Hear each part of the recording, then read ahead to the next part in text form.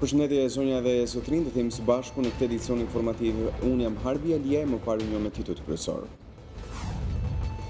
Këtë mëngjes u gjeti pa jetë në makinë brenda garazhit në Gardën e Republikës shoferi i Ministrit të Brendshëm Fatmir Xhafaj, gardisti 31 vjeçar Shkëlzen Qordja, kishte plag në kokë dhe pranë trupit të tij ndodhej arma e shërbimit, një automatik MP5, si dhe 3 gëzhoja. Policia, prokuroria dhe SHQBA dyshojnë se 31 vjeçari është vetvrarë. Grabitja e postës në Durrës 2 ditë më parë u shoqërua edhe me një tentativë vrasje ndaj policisë që u vënë në ndjekje të grabitësve. Ai u qellua disa herë me armë ndërsa mbeti i lënduar pasi u përplas me makinë nga autorët. 4 persona të maskuar dhe me armë kanë grabitur një banesë në fshatin Larushk të Fushkrujës. Ngjarja ka ndodhur 2 net më parë në banesën e Nuelatas, të cilin autorët e lidhen ndërsa grabitën paratë dhe makinën tip Benz të familjes. Pak orë pasi Bashkimi Evropian tha se arriti marrëveshjen për emigrantët, në mes dhe ndodhi tragjedia e radhës, 100 emigrantë libian u mbytën, mes cilëve edhe 3 foshnja të sapo lindura. Mira vetë protestojnë sot në Shtetet e Bashkuara të Amerikës për shkak të politikës së tolerancës zero për emigracionin të presidentit Trump. Ndërkaq në protestën e fundit mes qindra aktivistëve të tjerë u arrestua dhe aktoreja e mirënjohur Susan Sarandon. Uruguay dhe Portugalia përballen sot në botror për herë të parë. 2 trajnerët Oscar Tabarez dhe Fernando Santos përkthejnë xhevairët e tyre dhe bëhen gati për një ndeshje historike. Dyshja Suarez Cavani do sfidojnë në fushë Cristiano Ronaldon.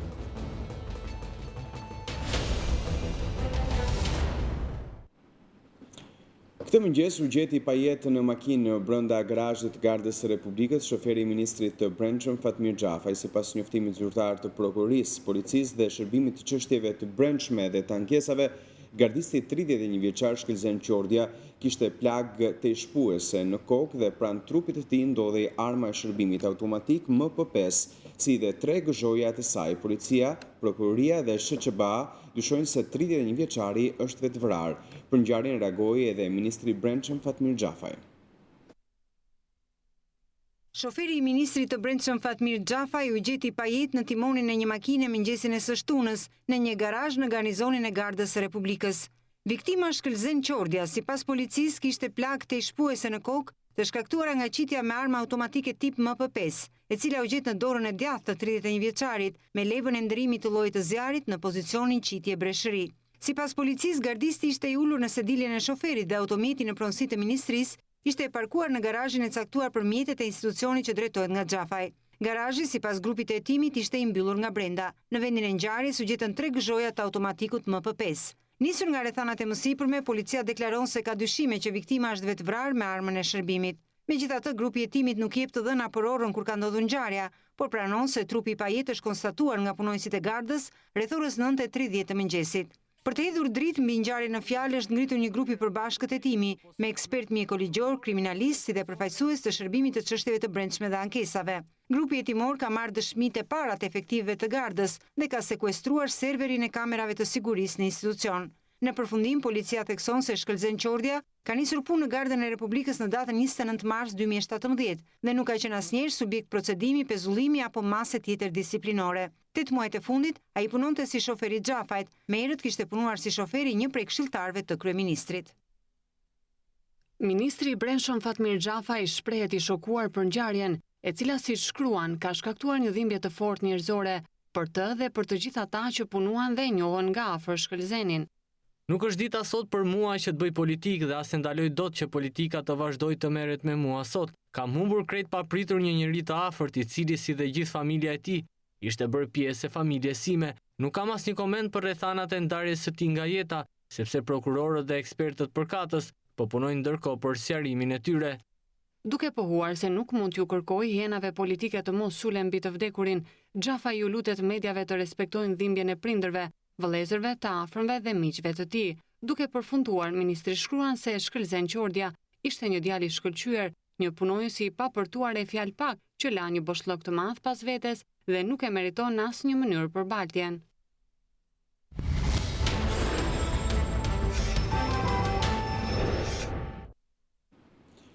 Grabitja e postës në Durrës 2 ditë më parë u shoqërua edhe me një tentativë vrasje ndaj policit që u vu në ndjekje të grabitësve. Ai u qellua disa herë me armë, ndërsa mbeti i lënduar pasi u përplas me makinë nga autorët.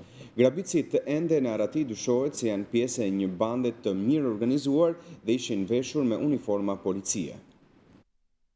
Gjatë grabitjes së postës në lagjen 18 në Durrës 2 ditë më parë, ka patur edhe të shtëna me armë, ndjekje me makinë dhe jeta e një efektivi policie u rrezikua seriozisht. Këto detaje u bën të ditura pas ngjarjes dhe u mësua se polici me iniciale JK, i cili u vu në ndjekje të grabitësve, ka mbetur i lënduar dhe u dërguar në spitalin e Durrësit. Madje autorët e grabitjes e përplasën atë me makinën e tyre.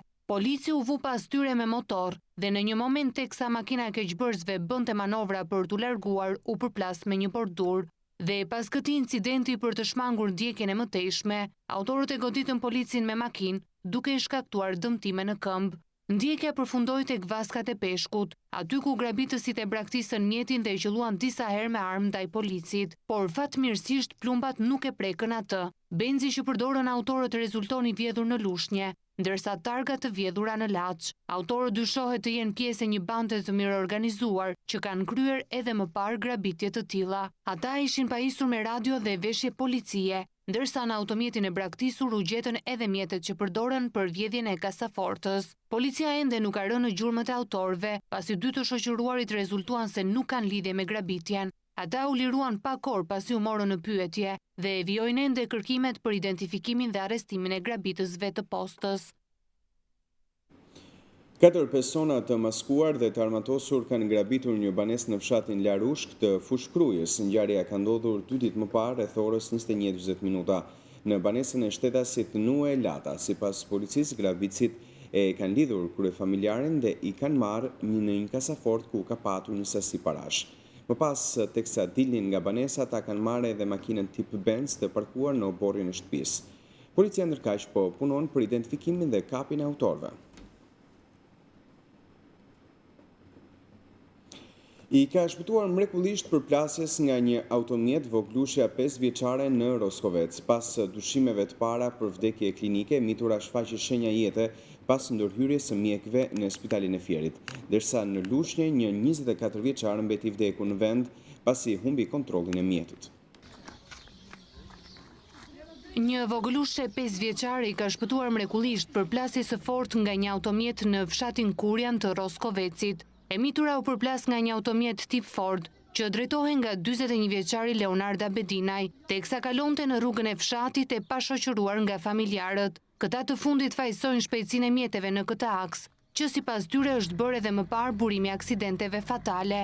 Makinën e pash me shpejtësi dhe u bëra merak. Vetëm ku përplas, dëgjova përplasjen, erdhi morë moment çupën e futëm makina, ai çuna çoj prap. Lëvizin sa s'ka me ku të vej. Ti ishte bërë me gjerë, pa jo burra shqyqyr që është asfalt sa të nxjerrë makina. Katastrofë, makina shpejtësi të madhe, është pa kontrol çdo gjë. Kalamaj tu, edhe doli, ai vjen me shpejtësi, si tholli me shpejtësi unë nuk di gjë. Policia sqaron se përplasja bëri që vogëlushja të mos tregonte shenja jete, derisa mbriti në spitalin e Fierit, duke pësuar vdekje klinike.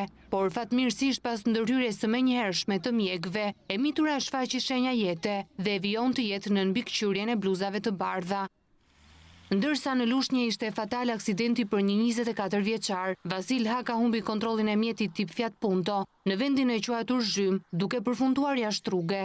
Përplasja e fuqishme e mori jetën në vend 24 vjeçarit, ndërsa i plagosur mbeti edhe pasagjeri, Ledion Pira, 28 vjeç.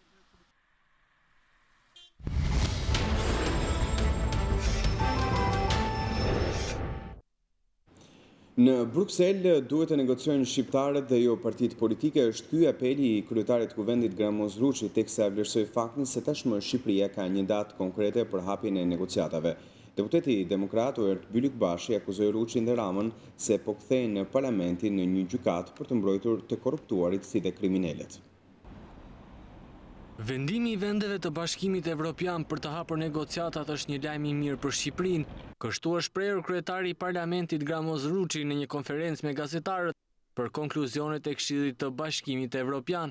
Ruçi tha se tashmë Shqipëria ka një datë dhe një afat të përcaktuar për të arritur objektivin sipas kreut të kuvendit, Duhet edhe impenjimi i opozitës. Precedenti i tillë është ndjekur edhe për hapjen e negociatave të antarësimit, si për Malezi, ashtu edhe për Serbinë. Lexuar në mënyrë realiste dhe neutrale, vendimi për të hapur negociatat në qershor të vitit 2019 është një arritje shumë e madhe për vendin tonë.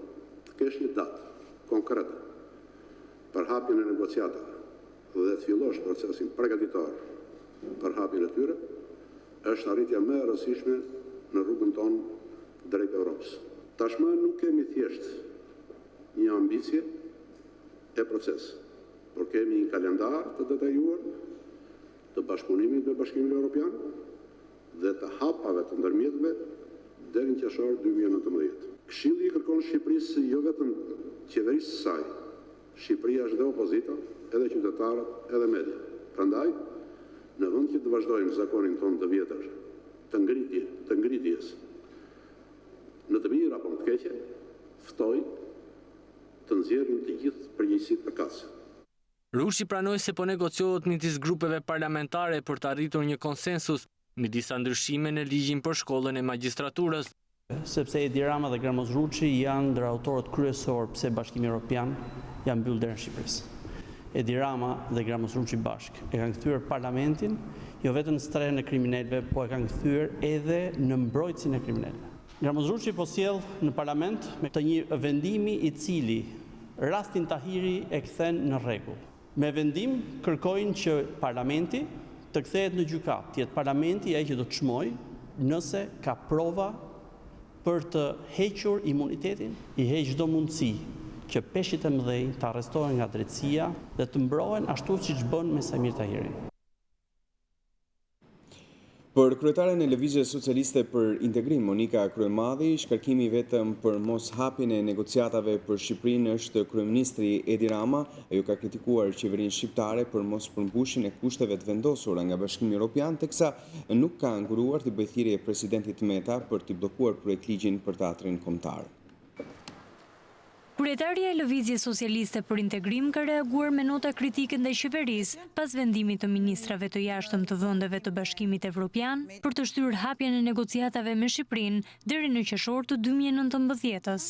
Gjatë një bashkëbisedimi me gazetarët, Kryemadhi e cilësoi moshapjen e negociatave për këtë vit një humbje të madhe për shqiptarët. Duam të ritheksojmë me zot lart që Shqipërisë nuk i çelën negociatat sepse nuk ka plotësuar asnjë nga kushtet, të cilat janë vendosur në vitin e fundit, madje Këshilli rrëzon dhe rekomandimin, pasi është artikuluar nga Komisioni për hapjen e negociatave pa kushte, dhe rivendos kushtet e vjetra, por rivendos dhe kushte të reja për Shqipërinë, dhe sidomos për qeverinë shqiptare. Kryemadhi është bashkuar kërkesës së kryedemokratit Lulzim Basha, teksa i bëri thirrje presidentit Ilir Meta për ta kthyer mbrapsht projektligjin për teatrin kombëtar. Zoti Meta ka shansin për të shlyer gabimin e tij që u solli shqiptarëve Edi Ramën në krye, kështu që besoj që duhet të gjej forca brenda vetes tij për ta rikthyer mbrapsht atë ligj dhe shpresoj që të distancohet dhe ai, por megjithatë kjo është në zgjidhjen e atij dhe mund t'i bëni pyetje vetë zotit Meta. Gjatë bisedës me gazetarët, Kryemadhi u shpreh pro një pakti kombëtar për hapjen e negociatave, por shtoi se ky pakt duhet të ketë për qëllim largimin e kryeministrit Edi Rama, si shkaktari vetëm për moshapjen e negociatave për Shqipërinë. Demokratët akuzojnë kryeministrin Rama dhe kryebashkiakun Veliaj se po gënjejnë kur shprehen se në territorin e teatrit kombëtar nuk do të ndërtohen kulla. Deputeti Albana Vokshi publikoi një hartë sipas vërtetimit hipotekor ku sipas saj projekti prek 5.522 metra katror pronë të teatrit. Socialisti Taulan Balla reagoi duke paremruar Vokshin se shpifjet duhet i provojnë në gjykatë. Deputetja e Partisë Demokratike Albana Vokshi në një deklaratë për mediat ka publikuar akuzat për skemën e grabitjes së territorit të teatrit kombëtar, për të cilin artistët protestojnë çdo pasdite. Sipas Vokshit, Edi Rama dhe Erion Veliaj po e përdorin teatrin për të pastruar paratë e krimit dhe të drogës, dhe se sipas saj është mbajtur i fshehtë ndërtimi i kullave në qendrën historike të kryeqytetit. Pjesa me të verdh, edhe vija këtu e kufizuar me të verdh, është pronë e teatrit kombëtar sipas vërtetimit hipotekar. Harta tregon qartë se projekti Edi Ramës për shkatrimin e teatrit parashikon ngritjen e 3 kullave në territorin e teatrit kombëtar. Edi Rama i ka vënë tokës publike në qendrën historike të Tiranës një çmim qersharak prej 470 eurosh për metër katror, ndërkohë që çmimi në autozon për një apartament apo për një biznes është 5 deri në 10 herë më i shtrenjtë. Sekseri Edi Ramës në bashki nuk ka sjell asnjë përgjigje në parlament, duke mbajtur të fshet skemën e grabitjes së teatrit kombëtar. Pas kësaj ka reaguar përmes një statusi në Facebook edhe deputeti i Partisë Socialiste Tauland Balla. Ai shkruan se Lulzim Basha zgjodhi ta hedhë baltën e shpifjeve përmes deputetes Albana Vokshi. Nuk mbetet gjë tjetër përveç se ta bashkojmë deputeten me kryetarin e saj në rrugën drejt gjykatës me një paditë radhës. Zonja Vokshi, ashtu si Lulzim Basha, do të jetë e ftuar të provojë në gjyq se shpifjet e saj nuk janë të pabazuara, shkruan Balla. Tirana do të aplikojë fillimisht si kryeqyteti evropian i rinisë, më pas me teatrin e ri kombëtar, por edhe si kryeqyteti evropian i kulturës. Kështu deklaroi kryebashkiaku Erion Veliaj në forumin e 3 rajonal të të rinjve që u zhvillua në Novi Sad. Nga Novi Sadi, ku mori pjesë në forumin e 3 rajonal të të rinjve, kryetari i Bashkisë së Tiranës Erion Veliaj tha se me ndërtimin e teatrit të ri kombëtar, por edhe me përfundimin e një sër veprash të tjera që përmirësojnë infrastrukturën për artin dhe kulturën, do të japin mundësi Tiranës që të aplikojë fillimisht si kryeqyteti evropian i rinisë dhe më pas edhe si kryeqyteti evropian i kulturës. Të rinjtë shqiptarë sot janë të suksesshëm në muzikë, po krijojnë biznese të reja, po prodhojnë histori që na bën gjithëve krenar. Besoj që ka ardhur koha që Tirana të marrë meritat që i takojnë kur vjen puna në të qenë një qytet jo vetëm i të rinjve, apo edhe një qytet i kulturës. Ne po konsiderojmë seriozisht që Tirana të aplikojë për vitin 2022 si kryeqyteti evropian i rinisë dhe për vitin 2024 si kryeqyteti evropian i kulturës. Besoj që me gjithë avancimin dhe progresin dhe konsensusin për të pasur një teatr të ri, unë besoj që kualifikohemi dhe për ato aspekte teknike të cilat më përpara do të na përjashtonin. Kryebashkiaku theksoi se me ndërtimin e teatrit dhe stadiumit, Tirana futet përfundimisht në hartën e qyteteve që janë të gatshme të presin edhe evente ndërkombëtare, që më parë ishin të pamundura. Besoj që aplikimi ynë për të qenë një kryeqytet evropian i kulturës, që ka një opera, që ka një teatr të ri, që ka një amfiteatr të hapur, që ka skene alternative si turbina, besoj që do ta bëjnë aplikimin tonë të suksesshëm, edhe besoj që do të jetë konfirmimi se këto investime nuk janë të shkputura nga njëra tjetra, po janë pjesë e një pakete e cila garanton që në Tiranë mund të bëhet art dhe kulturë cilësore që do të certifikojnë dhe nga europianët për të pasur një kryeqytet evropian të kulturës. Gjatë vizitës së tij në Novi Sad, Veliaj zhvilloi edhe një takim me kryetarin e Bashkisë së Novi Sadit, Milo Zvučević, me të cilin diskutojnë mbi mundësitë e bashkëpunimit, integrimin e të rinjve si dhe eksperiencën për të aplikuar edhe Tirana si një qytet i rinisë dhe kulturës në Europë. Pas përmbytjes së rreth 12.000 librave që gjendeshin në një nga sallat në katet e nëndeshme të bibliotekës kombëtare, qytetarët kanë protestuar këtë të shtunë përpara këtij institucioni. Protestuesit akuzuan drejtoreshën e bibliotekës për shpërdorim detyre. Libri s'ka parti. Një protestë qytetare është organizuar këtë të shtunë lidhur me përmbytjen e bibliotekës kombëtare dhe dëmtimin e rreth 12.000 librave, pas deklaratës së drejtoreshës së bibliotekës Persida Aslani se 75% e librave janë tharë. Protestuesit veç pankartave largohu kafshat që s'ka përdijet është kjo që ndodhi, kanë varur përpara institucionit edhe disa libra dhe tharë se flokësh. Brisita Gjikondi, nismëtare e protestës, e konsideroi vend krimi bibliotekën kombëtare, duke akuzuar drejtuesen Aslani për shpërdorim detyre. Kjo është një vepër e pastër penale, është shpërdorim detyre, çka është më skandaloze, është heshtja e drejtoreshës së bibliotekës kombëtare dhe justifikimet e saj, një libër i lagur dhe i tharë me tharësen e flokëve të kapurat kësaj zonje, është si një i vdekur i pakallur. Ju e dini shumë që një libër i lagur nuk mund të lexohet më. Drejtoresha minimale që mund të bëj është të largohet nga detyra. Të lagen 12.000 libra nuk është njësoj si të lagen shapkat duke ecur në trotuar. Institucioni dorëheqjes morale nuk ekziston.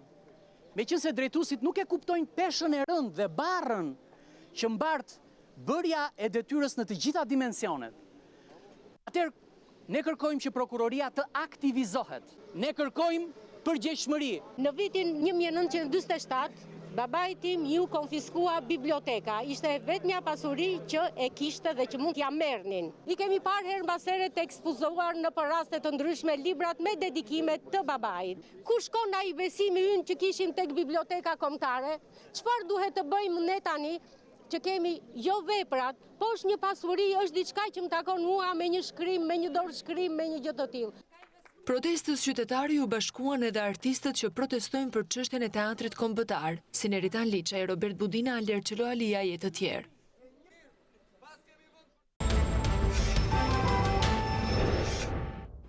Spitali Kontinental organizoi konferencën multidisciplinore ndërkombëtare me pjesëmarrjen e 550 mjekëve të huaj dhe vendas. Sot është koha e trajtimit të personalizuar të pacientëve në nivel mikromolekular dhe mikroskopik. Ishte ky në fakt dhe konkluzioni i konferencës një ditore që u zhvillua në Prishtinë.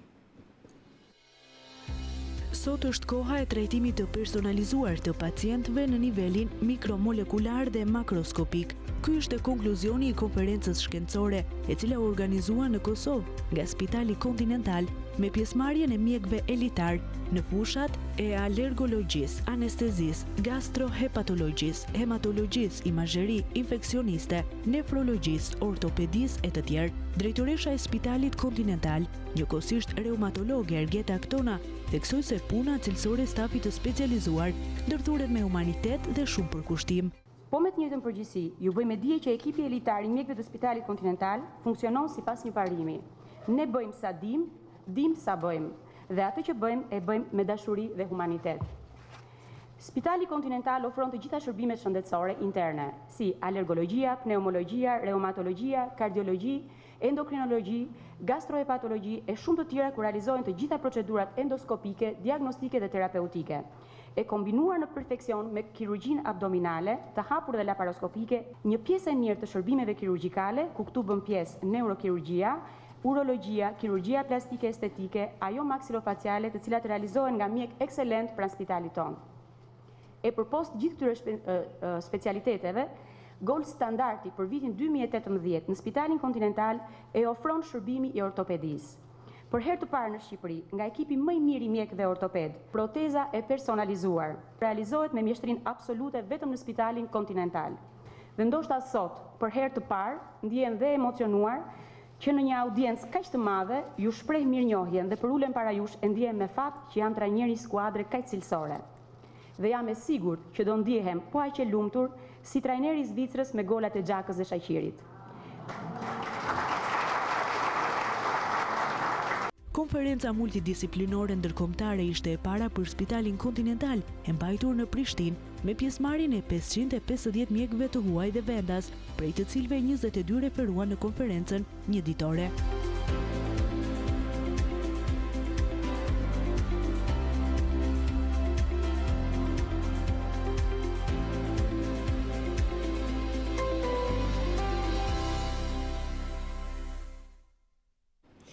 Kush kërkon të blejë abone të re të Urbanit që hyn në fuqi nga data 1 korrike dhe në vijim, duhet ketë me vete një fotografi si dhe kartën e identitetit, pasi në të kundërt ky dokument nuk do të lëshohet.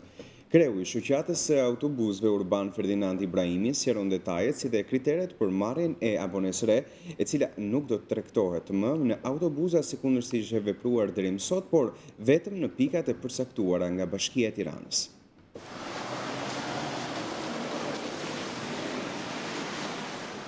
Duke nisur nga data 1 korrik hyn në fuqi abonete personalizuara, të cilat mbartin disa ndryshime thelbësore, që nisin me vendosjen e fotografisë mbi dokument.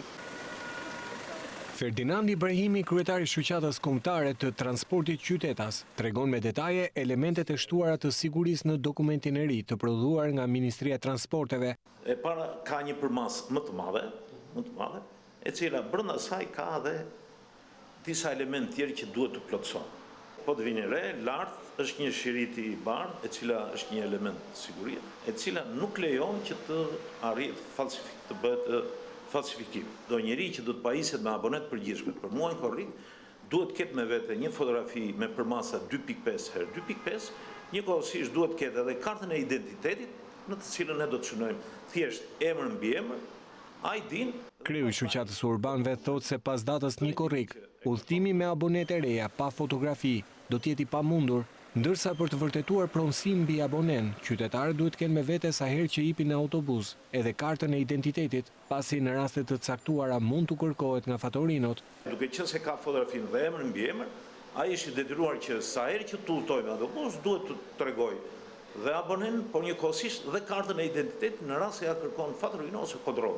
Për të informuar sa më mirë pasagerët në çdo autobus urban apo pikë të licencuar për tregtimin e aboneve, janë të afishuara detyrimet dhe kriteret për të pajisur me abonene personalizuar. Kjo vlen si për abonene përgjithshme dhe për abonene studentit. Kjo ka qenë një kërkesë e përbashkët edhe jona dhe bashkisë, se bazohet mbi edhe një ligj të vitit 98, e cila e shpreh qartë që çdo abone që shpërndahet është një marrëdhënie individuale ndërmjet personit me operatorin, qoftë privat ose shtetëror. Gjatë gjithë këtyre muajve kemi pasur shumë abuzime. Kemi vënë re që një abone duke qenë e pa identifikuar përdoret nga më shumë se një njeri,